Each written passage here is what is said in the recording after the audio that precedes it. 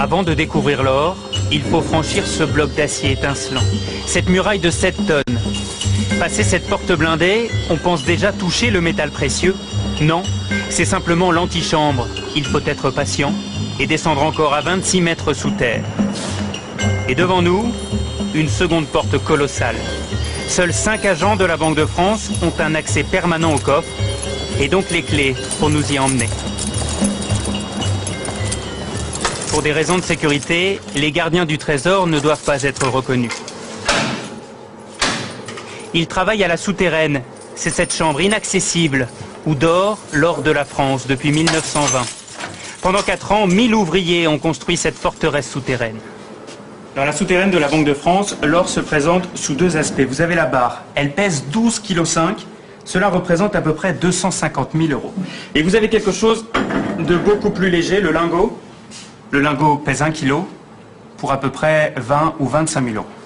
Et au total, 2500 tonnes d'or reposent sur ces étagères. Cela représente 54 milliards d'euros. Depuis 5 ans, le stock a diminué. La France a vendu 500 tonnes d'or pour acheter des devises en dollars et en yens. Et alors, c'est quoi votre travail ici? On est manipulé énormément. Nous sommes que 3 en France à le faire. Et ça vous fait quoi de manipuler de l'or? D'abord c'est beau, et puis c'est mythique. Il faut le voir, puis il faut l'entendre aussi, parce que on dirait du cristal.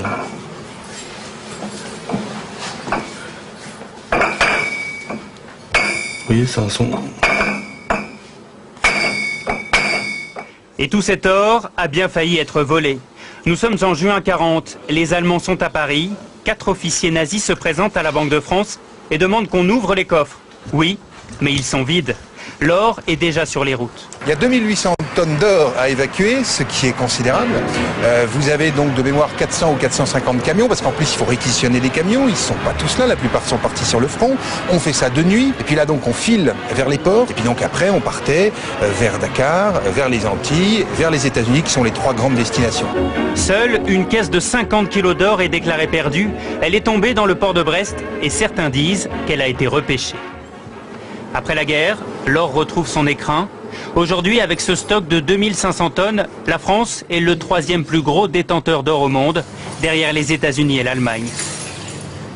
Cet or, c'est la forme ultime de paiement dans le monde. Donc, ça fait partie de ce qui donne le crédit à la France, à l'économie française. C'est de la monnaie sous une autre forme que nous gardons précieusement contre tous les vols, toutes les tentations qui pourraient exister. Et comme vous l'avez vu, je peux vous garantir que c'est très très bien gardé. Jamais des cambrioleurs n'ont essayé de rentrer. C'est de toutes les manières impossible. Avant de ressortir, nous longeons ces caisses en aluminium, encore de l'or. Et puis, au détour d'une salle, des sacs de pièces sonnantes et trébuchantes. Des dollars qui rappellent la ruée vers l'or. Notre voyage au royaume de l'or aura duré 2 heures, avant de remonter vers le monde extérieur.